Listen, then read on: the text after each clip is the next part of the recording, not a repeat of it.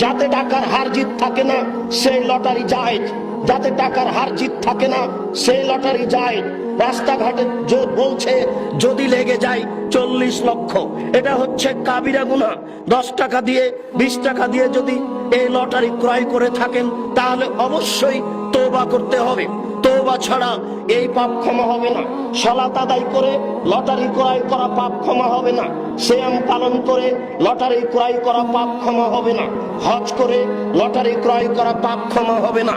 আল্লাহর দরবারে অনুতপ্ত সহকারে বলতে হবে, প্রতিপালক আমি ভুল করেছি লটারি কিনে, আমি অনুতপ্ত সহকারে তোমার দরবারে বলছি আর আমি কোনোদিন লটারি ক্রয় করব না।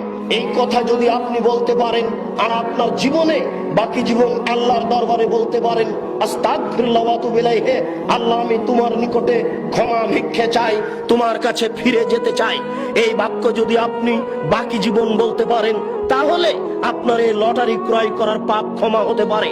অনেক বড় বড় পাপ আছে, তার একটা বড় পাপ হচ্ছে লটারি ক্রয় করা।